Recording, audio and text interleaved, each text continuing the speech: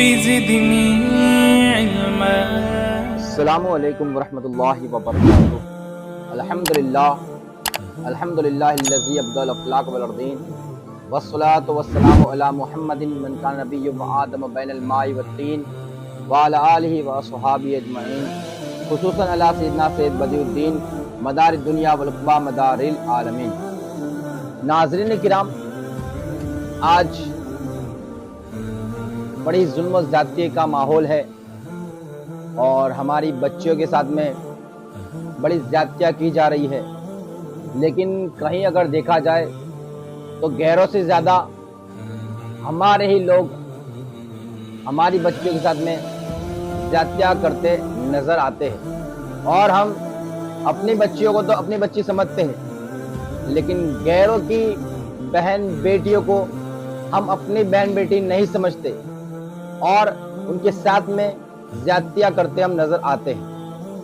تو میں آپ کو ایک واقعے سے اچھی طریقے سے آپ کے ذہن میں یہ اتار دینا چاہتا ہوں کہ آپ ہر کسی کی بہن بیٹی کو اپنی بہن بیٹی سمجھیے، ورنہ یہ ایک قرض ہے جو دنیا میں ہی آپ کے اوپر سے اتارا جائے گا. آپ کے ساتھ میں، آپ کے گھر والوں کے ساتھ میں جو آپ نے کسی اور کے ساتھ کیا ہے اور بطور قرض آپ سے بھی لیا جائے گا، وصولا جائے گا اور آپ سے اتارا جائے گا. دوستان محترم، بنی اسرائیل کے اندر ایک تاجر تھا، ایک دکاندار تھا، اس کی ایک بیوی تھی اور ایک ملازم تھا، ایک نوکر تھا. جب وہ دکان کی طرف جاتا تو پورے دن اس کی بیوی کو باہر بازار میں نہ جانا پڑے، اس کے لیے اس نے ایک ملازم، ایک نوکر متعین کیا تھا جو باہر کے تمام کام اس عورت کے کر دیا کرتا تھا. وہ عورت، وہ مالکین جو بھی حکم فرماتی، وہ نوکر اس حکم کی بجاوری کرتا اور بازار سے جو بھی سامان منگواتی وہ لا کر کے اس کو دروازے کے باہر سے ہی دے دیا کرتا، کبھی بھی گھر کے اندر داخل نہیں ہوتا. ایک دفعہ کا واقعہ ہے کہ اس عورت کا شوہر، وہ دکاندار، اپنی دکان کی طرف جاتا ہے اور اس عورت کو اس آدمی کی غیر موجودگی کے اندر بازار سے کوئی سامان لانا تھا. تو اس نے اپنے نوکر کو طلب کیا اور اسے حکم فرمایا کہ جاؤ، جا کر کے بازار سے فلاں چیز لے کر کے میرے لیے آ جاؤ. وہ حکم کی بجاوری کرتے ہوئے بازار جاتا ہے اور بازار سے سامان خرید کر کے لے آتا ہے اور دروازے پر دستخط دیتا ہے. جب دستک دیتا ہے، مالکن دروازہ کھولتی ہے. جیسے وہ چیز دینے کے لیے ہاتھ بڑھاتا ہے اور مالکن چیز لینے کے لیے ہاتھ بڑھاتی ہے، نہ جانے اس کو کیا کیفیت طاری ہو جاتی ہے، کیا شیطانیت اس پر حاوی ہو جاتی ہے، کیا نفس اس پر غالب آ جاتی ہے کہ وہ اس کی عورت، اس کی مالکن کا ہاتھ پکڑ لیتا ہے. وہ نوکر جو اتنا وفادار تھا کہ کبھی بھی اس نے اپنی مالکن کی طرف دیکھا بھی نہیں، کبھی غلط نگاہ بھی نہیں کی، وہ اچانک اس کی مالکن کا ہاتھ پکڑ لیتا ہے غلط ارادے سے. اللہ کا کرم ہو جاتا ہے، مالکن بڑی نیک اور پارسا تھی، اللہ کی مدد طلب کرتی ہے اور اللہ کی مدد سے وہ کیسے بھی کر کے اپنی جان چھڑاتی ہے، اپنا ہاتھ بچا کر کے واپس کھینچ لیتی ہے اور بڑی طاقت اور زور کے ساتھ میں دروازہ بند کر کے اپنے آپ کو اندر محفوظ کر لیتی ہے.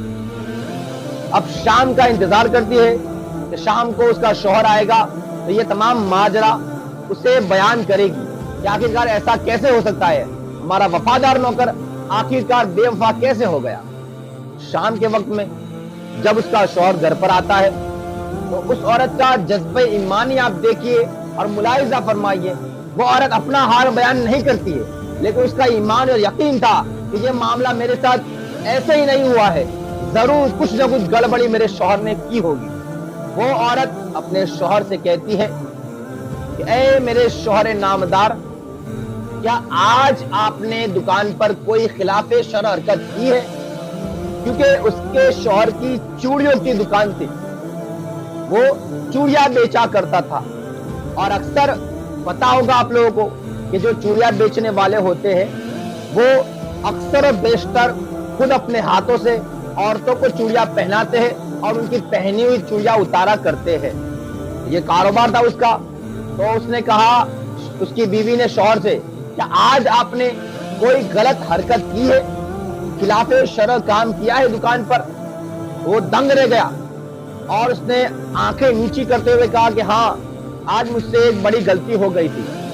ایک عورت کو میں نے چوڑیاں پہناتے ہوئے میری نگاہ غلط ہو گئی اور میری خواہشات غالب آ گئی, اور اس عورت کو میں نے غلط نگاہ سے, غلط ارادے سے اس کا ہاتھ پکڑا اور اس کے ساتھ غلط حرکت کرنا چاہا, لیکن وہ پارسا اور نیک عورت تھی. وہ اپنے آپ کو چھڑا کر کے مجھ سے دور چلی گئی اور میری دکان سے باہر نکل گئی, اور اس نے ایسے اپنے آپ کو محفوظ کر لیا, اپنے آپ کو بچا لیا. بس اتنا سننا تھا, وہ سمجھ گئی. لیکن اس کے شوہر نے پوچھا کہ آخرکار تمہیں کیسے پتا چلا, تم تو گھر پر تھی؟ تو اس نے کہا کہ ہمارا نوکر آپ جانتے ہو کتنا وفادار ہے. اس نے کہا بالکل, بڑا وفادار ہے, بڑا نیک ہے, مجھے اس پر یقین ہے. بولے آج اس سے میں نے ایک کام کروایا, جب وہ کام کر کے واپس آیا اور جو چیز میں نے منگوائی تھی وہ چیز جب اس نے مجھے دینا چاہا, میں نے لینے کے لیے دروازہ کھولا تو اچانک اس نے میرا ہاتھ پکڑ لیا اور مجھے کھینچنے لگا. جیسے تیسے کر کے میں نے اپنے آپ کو محفوظ کر لیا اور اپنی عزت کو بچا لیا. تو میں ضرور سمجھ گئی کہ یہ جو معاملہ پیش آیا ہے یہ میری وجہ سے یا اپنے ملازم کی وجہ سے نہیں ہوا ہے, یہ اللہ نے ایک قرض کو اتارنے کے لیے یہ معاملہ پیش کیا ہے. یعنی جو تم نے اپنی دکان پر اس عورت کے ساتھ ظلم و زیادتی کی, اس کی عزت کو پامال کرنے کا تم نے جو ارادہ کیا, تو اللہ نے تمہارے ساتھ تمہارے گھر کے معاملات میں یہ معاملہ پیش کر دیا کہ جو تمہارا وفادار نوکر تھا آج اس نے میرے ساتھ زیادتی کی. یعنی کہ ناظرین کرام, اس واقعے سے ہمیں یہ درس ملتا ہے, سبق ملتا ہے کہ ہمیں اپنی نگاہوں کی حفاظت کرنی چاہیے. ہر کسی کی بہن بیٹی کو اپنی بہن بیٹی سمجھنا چاہیے. اگر آپ نے کسی کی بہن اور بیٹی کے ساتھ میں زیادتیاں کی, ظلم کیا, اس کے ساتھ بد نگاہی کی یا اس کے ساتھ بد سلوکی کی, تو دھیان رکھیے, خبردار ہو جائیے, اللہ آپ کی بہن بیٹیوں کے ساتھ میں بھی اس قرض کی ادائیگی کرے گا. وہ قرض آپ سے وصولا جائے گا, چاہے آپ کی بہن کی شکل میں ہو یا آپ کی بیٹی کی شکل میں ہو. وہ قرضہ جو آپ نے کسی سے لیا ہے وہ قرضہ آپ کا یہیں پر اتار دیا جائے گا. ہمیں چاہیے کہ اپنی نگاہوں کی حفاظت کیجیے اور ہر کسی کے ساتھ عزت کے معاملات کیجیے اور ہر کسی کی بہن بیٹی کو اپنی بہن بیٹی سمجھیے. انشاءاللہ اس معاشرے سے یہ تمام گندگیاں دور ہو جائے گی.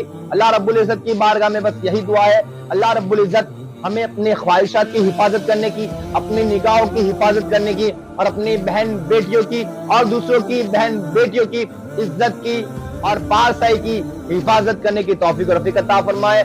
آمین بجان نبی کریم صلی اللہ تعالی علیہ وسلم. اسلام زندہ باد, نعرہ دمدار پائندہ باد.